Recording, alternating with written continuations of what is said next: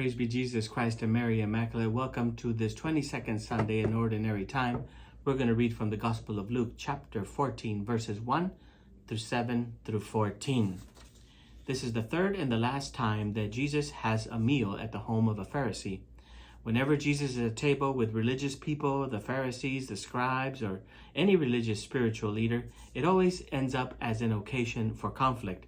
This time, the conflict was started by Jesus. It is he who stirred the pot, because at table with the Pharisees and him was a crippled man. And Jesus asked the question, was it lawful to heal and cure the man on a Sabbath? The Pharisees did not respond. They didn't answer. And Jesus condemns them as being hypocrites, saying, if you got anything out of it, if it was for your own interest, you would be okay with transgressing the law of God. But because curing this man adds nothing to your greatness, you ignore it. And after this reprimand, Jesus continues. He tells the guests, who are all Pharisees, a parable pointing about how ridiculous they look being so arrogant, how arrogant they look in wanting always to be noticed. The evangelist denounces this ambition, this vanity, which is typical of religious people, especially if they hold important positions of power, which they feel are important, and therefore they need to exhibit themselves and manifest themselves. They need to be noticed and have the first places in meetings or tables or anywhere else they may be. If you want a visual of what this looks like in our world today, and I say it jokingly, but I'm not really, is if you take a look at any of the masses that are at the Vatican City, especially if the Pope is presiding at a mass, just take a look at who gets to sit up front. Who has the places of honor? First, you have all the cardinals with the red hats. Then you have all the archbishops with their colored hats. And then you have all the bishops. And then you have all the priests. And then maybe you have all the deacons. And maybe you have the religious. And way at the end, if there's room, you have the laity. It's a joke, but it's not a joke.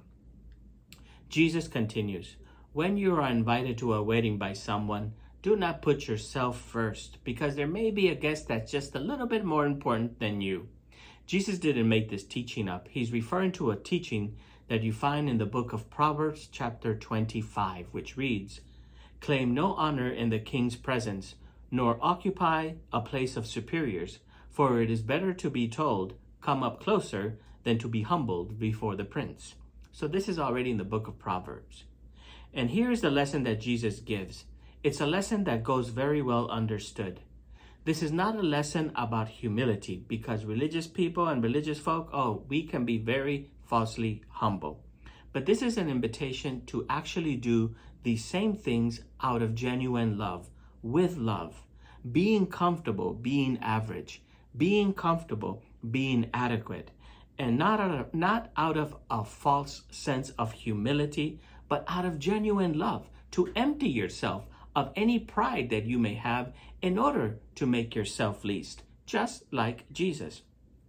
Certainly, Jesus is reversing the values that our society holds, that we need to take care of those who are most important, the VIP, the VIPs and the people that are going to get us likes and the people that are going to get us noticed.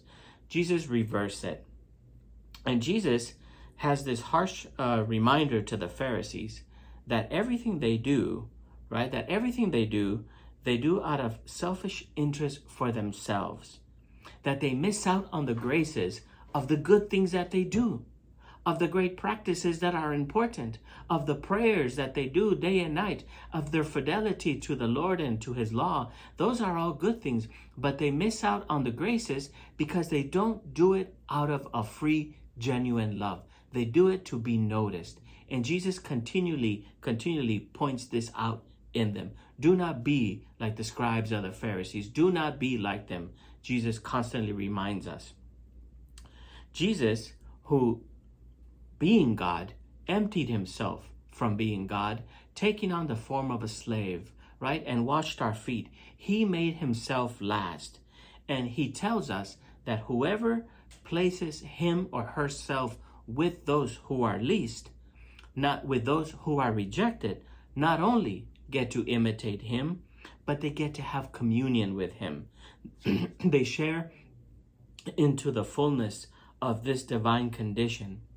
And those who claim to be above others, those who think they are too good for others, separating themselves from others, they will find themselves excluded from this communion. Then Jesus says to the Pharisee who invited him an important warning that must be understood in the light of the many group dynamics that still exist today in so many ways, in our relationships, in our friends, in our family, in our church, or even among church groups, who protect themselves at the expense of excluding others. They want to maintain the purity of their own little group, that they don't allow others in. So this is a severe and very actual warning. He then said to the one who invited him, when you offer a lunch or a dinner, don't invite your friends, don't invite your relatives or your rich neighbors. Jesus again here is talking about, don't invite those groups of people that you know will eventually invite you to, and not because they like you, but because you invited them. And so this vicious circle just continues to go. Jesus is saying basically, do not invite people who expect to be invited, so in turn they can invite you. On the contrary, Jesus says, when you offer a banquet, offer it to the poor, who naturally don't have anything to pay you back with. And he also adds this group of people, the crippled, the lame, and the blind. Why is this category so important? Because these are the group of people who, because of their physical condition, were excluded from temple worship and from the priesthood. Let's read two texts that highlight this. The first text is from Leviticus 21, verses 16 and on. It says, the Lord said to Moses, say to Aaron, none of your descendants throughout their generations who has any imperfection shall come forward to offer the food for God. Anyone who has any of the following imperfections may not come forward: he who is blind, the lame, or he who had a split lip, or a limb too long, or a broken leg or arm, or who is hunchback, or who is a dwarf, who has a grow in the eye, or who is afflicted with sores, scabs, or crushed testicles. There you go. All of these people are excluded from priesthood. And it's not only in the Old Testament. Let's look at the Gospel of Matthew, chapter 21. Jesus has just cleansed the temple of all the money changers, right? Of all the money changers. And he says, my house shall be a house of prayer, but you are making it a den of thieves. And then verse 14, the blind and the lame approached him in the temple area, and he cured them. And when the chief priests and the scribes saw the wonderful things that he was doing, and the children crying out in the temple area, Hosanna, the Son of David, they were indignant. So the blind and the lame, these people who were absolutely discarded from not only temple worship, but from the priesthood, Jesus is saying, invite them to your table. Invite them to your dinner. Invite them to your table. Let them find a place with you. And Jesus is saying this to a group of pious, deeply religious people like the Pharisees, who considered themselves the closest to God according to their norms. And Jesus is saying, no, it's not about you. Don't invite them. Invite those that have forever been excluded from the table. How can this be interpreted today? How can we apply this today?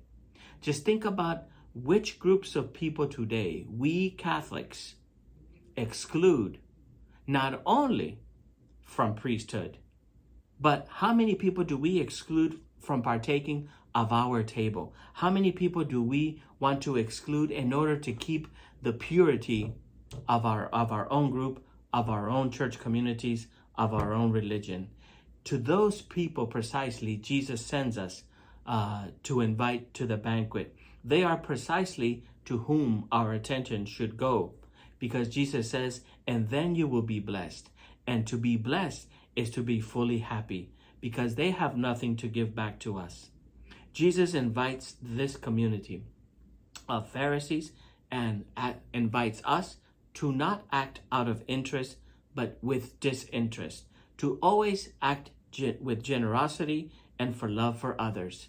And then Jesus is speaking to the Pharisees So he uses religious language that they understand, and we understand when he says, so that you will receive your reward at the resurrection of the righteous. God bless you.